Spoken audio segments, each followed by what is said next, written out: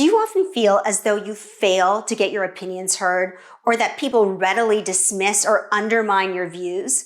Maybe you have a habit of handling situations aggressively or lack the confidence to speak up. You might have felt unable to do anything about it at the time, but by learning how to be more assertive, you can stand up for yourself and become a strong and confident communicator. Stay tuned on Moxie Talk. We are going to discuss confident and assertive communication.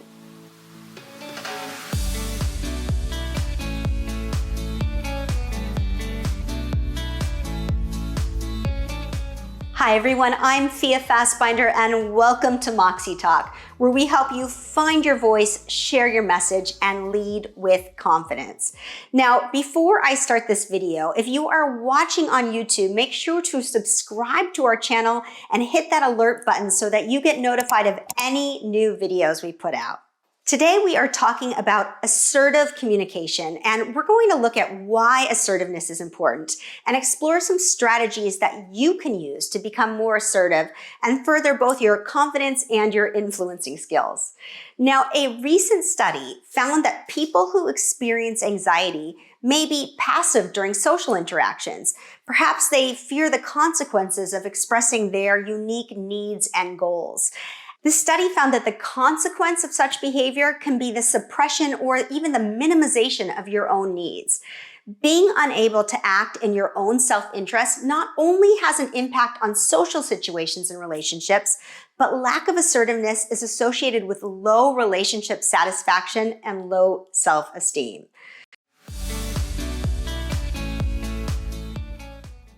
First of all, what is assertiveness? Assertiveness is a key skill that can help you better manage yourself, people, and situations. It can help you influence others in order to gain acceptance, agreement, or even behavior change. It's the ability to express your opinions positively and with confidence. Assertive people are in control of themselves and are honest with themselves and with others. Now, I often get asked as a communications coach, what is the difference between assertiveness and aggression? Now, it's not always easy to identify truly assertive behavior. And that's because there is a fine line between assertiveness and aggression. And people can often confuse the two. So for this reason, it's useful to define the two behaviors so we can clearly separate assertiveness from aggressiveness. Assertiveness is based on balance. It requires being forthright with your nuance and your needs while still considering the rights, needs, and wants of others. Now, when you're assertive, you're self-assured, you're confident, and you draw power from this to get your point across firmly, fairly, and with empathy. Key word there, empathy. Aggressive behavior, on the other hand, is about winning. You do what is in your best interest without regard for the rights, needs, feelings, or desires of other people. When you're aggressive, the power you use is selfish. You may come across as pushy or even bullying. You take what you want, often without asking. Let me give you an example with the difference. Now, a boss who places a pile of work on your desk the afternoon before you go on vacation and demands that it gets done straight away is being aggressive. The work needs to be done, but by dumping it on you in this inappropriate time, they disregard your needs and your feelings.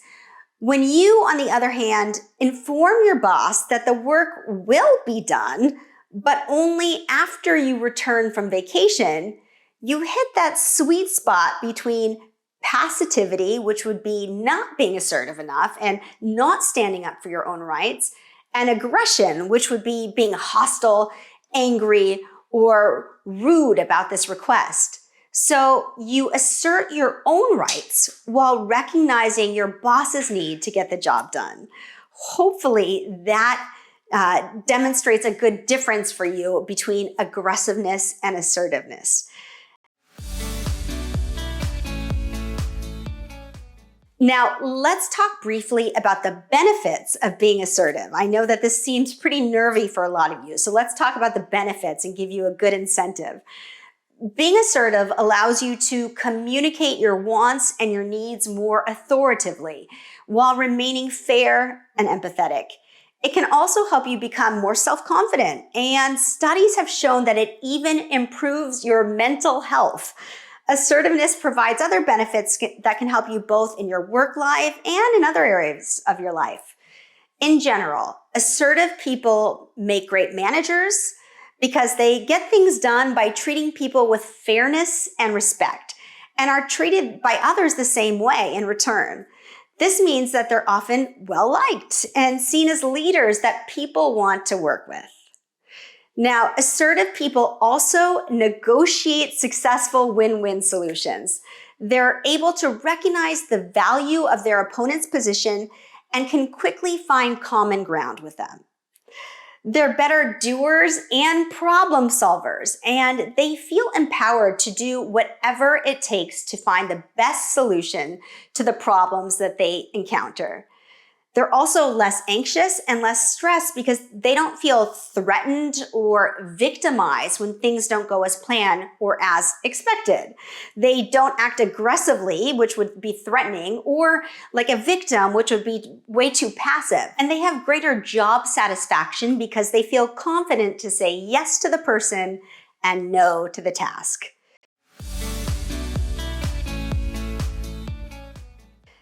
Now, in order to maintain boundaries, you may be wondering, are there any risks associated with being assertive? Some organizations and cultures prefer people to be passive and may view assertive behavior as rude or even offensive. Research has also suggested that gender can have a bearing on how assertive behavior is perceived, with men more likely to be rewarded for being assertive than women.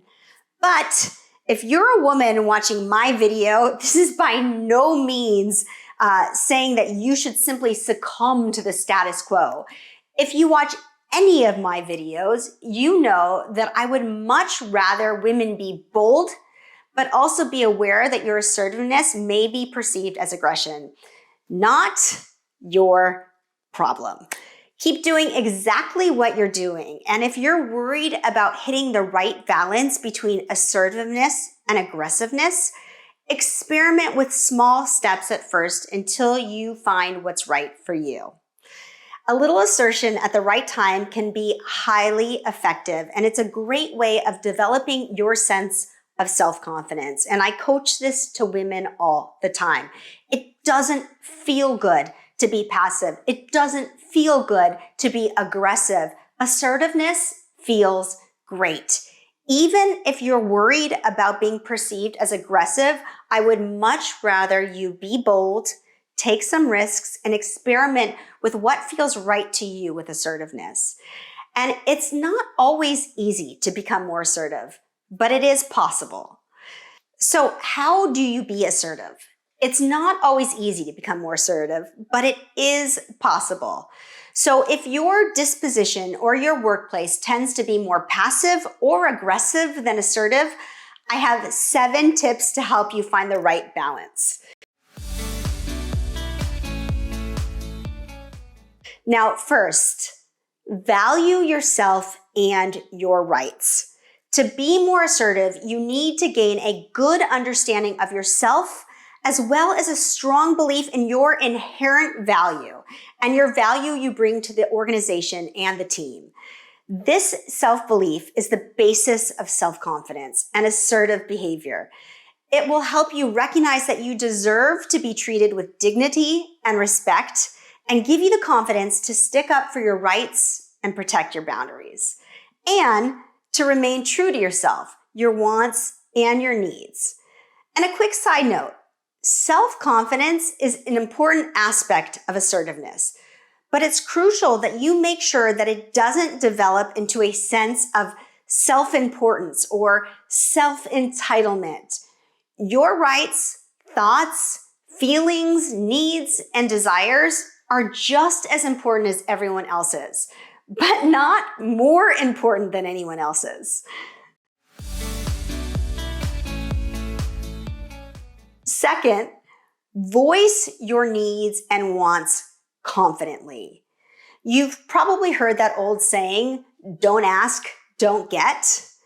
If you are going to perform to your full potential, then you need to make sure that your priorities, your needs, your wants are met.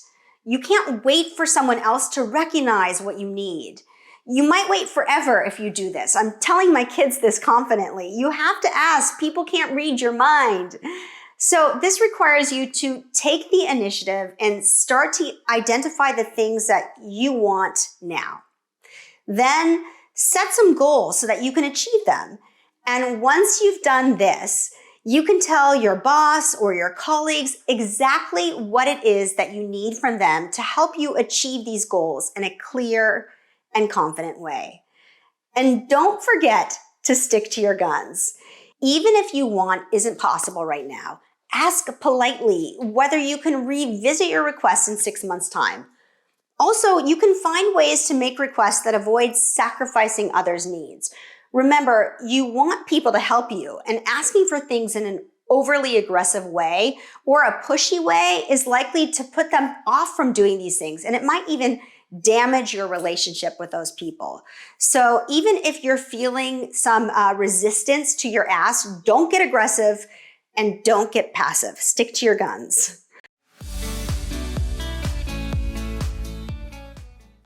Third, acknowledge that you can't control other people's behavior. This is really important. Don't make the mistake of accepting responsibility or blame for how people react to your assertiveness. This is what I'm telling my women clients all the time.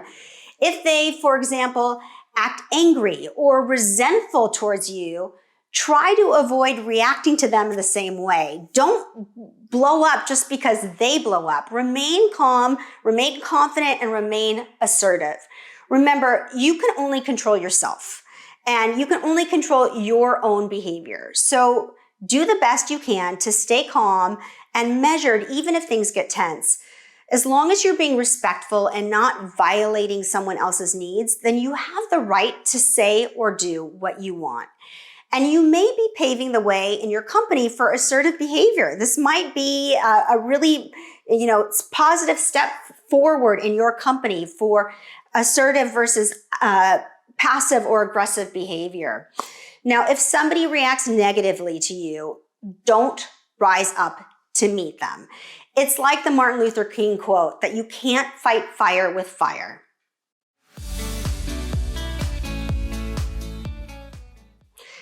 Fourth, express yourself in a positive way.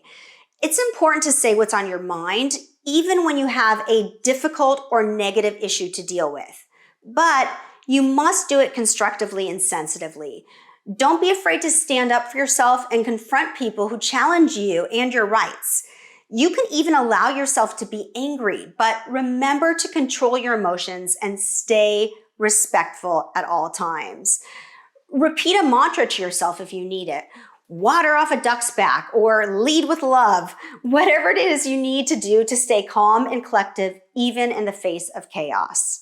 Stay calm, collective, and positive.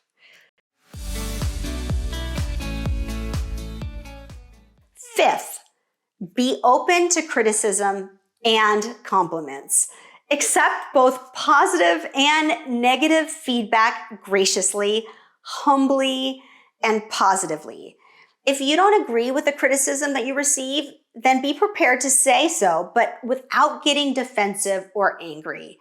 We spend a lot of time trying to prove feedback wrong. And one technique that I love, and I use this with my coaches, I use this with my clients, is a feedback matrix. And this can be found online. It's a great tool that you can help see past your emotional reactions to feedback and instead use it to achieve significant positive changes because it's very grounded in concrete evidence of change. So we have feedback matrices here at Moxie for both crafting a presentation, delivering a presentation. I suggest looking into those if it's something that you need to use both for yourself or give to somebody higher up to give you feedback. Sixth, Learn to say no.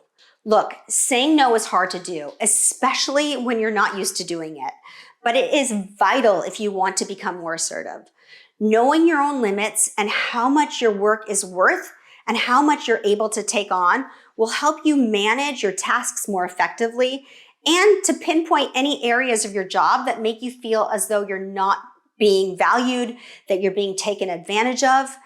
Remember that you can't possibly do everything or please everyone. So it's important to protect your time and your workload by saying no when necessary. Look, as a working mother and a CEO of a company, I have learned to say no many times to protect my time, my energy, and force rank the highest and best use of my time.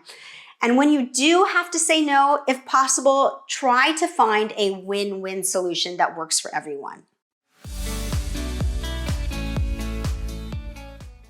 And last but not least, the 7th technique is to review your progress. Every time that you try out your assertiveness, spend a couple of minutes afterwards asking yourself, how did I handle that? What did I do well? Or what might I do differently next time? This will help keep you on track and help you identify areas for development. If you experience a setback, don't let it deter you. Instead, try to learn from it. It's important to recognize both our successes and keep our failures in perspective. You hear me say this all the time in my videos. I hope that this video was valuable for you. I hope that you found some new techniques to help you on your assertive communication journey. If you found this to be valuable, please feel free to pass it on to a friend, family member, or colleague who might benefit from some assertive communication training. And if you want more information about what we do at Moxie and our communication training here, please check out moxieinstitute.com. Until next time, I see you. Make sure to live brilliantly, lead boldly, and speak with Moxie.